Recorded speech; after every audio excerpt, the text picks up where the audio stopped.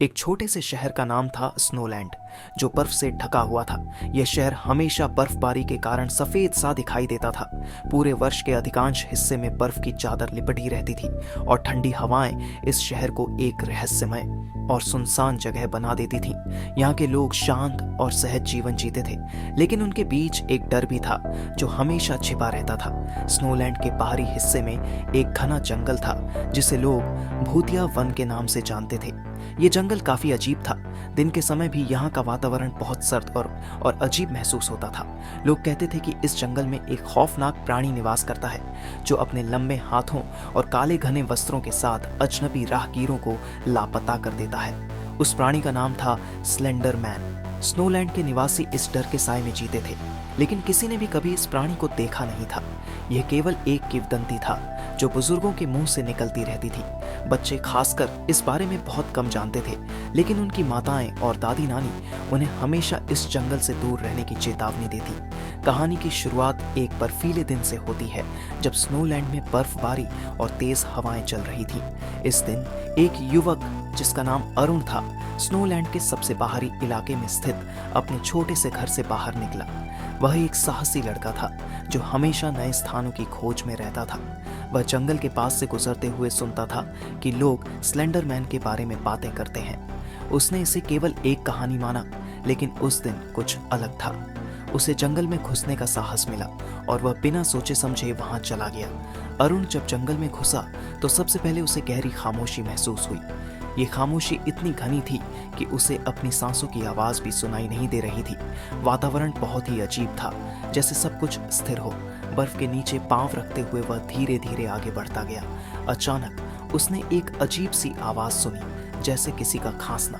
वह चौकस हो गया, लेकिन उसने सोचा कि शायद यह सिर्फ उसकी कल्पना हो। जैसे जैसे वह जंगल के अंदर और गहरा गया, उसे ऐसा महसूस होने लगा जैसे कोई उसका पीछा कर रहा हो। उसका दिल तेजी से धड़कने लगा और उसने पीछे मुड़कर देखा, लेकिन वहां कोई नहीं था। अरुण डरते हुए आगे बढ़ता गया और फिर उसे जंगल के अंदर एक पेड़ के पास कुछ अलग दिखा। वहां एक लंबा काला आकार खड़ा था। उसकी लंबाई टांगें, सफेद आंखें और काले कपड़े अरुण के दिल में डर भरने लगे। उसे यकीन हो गया कि यह वही प्राणी था जिसे लोग स्लेंडर मैन कहते थे। वह डर के बजाय शांत रहने की कोशिश करने लगा। स्लेंडर मैन की आंखों में रहस्य था, जैसे वह किसी के अंदर का डर देख सकता था। उसने धीरे से अरुण की ओर एक कदम बढ़ाया। अरुण ने बिना किसी हिचकिचाहट के अपना रास्ता बदल लिया और दौड़ने लगा। उसकी सांसें तेज हो गईं और पांवों में बर्फ का दबाव बढ़ने लगा, लेकिन स्लेंडर मैन भी धीरे धीरे उसके पीछे चलने लगा।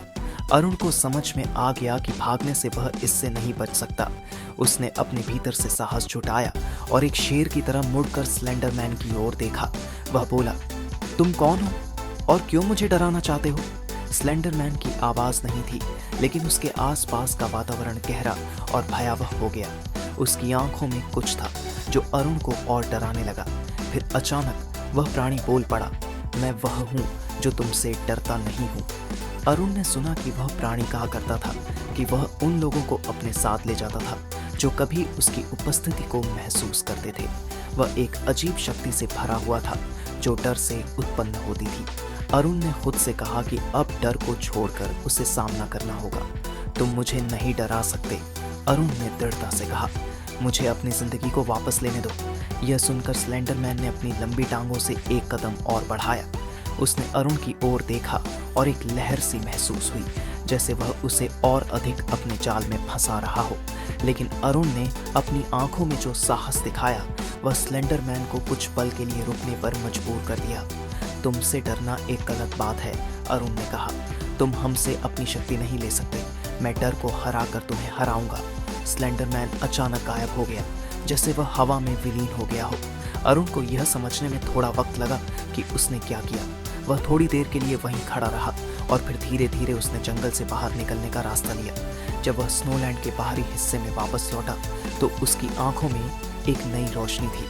उसने महसूस किया कि उसने न सिर्फ अपने डर को हराया था, बल्कि एक ऐसे प्राणी का सामना भी किया था जो सबको डराता था। उसकी वापसी के बाद लोग अरुण को सम्मान देने लगे।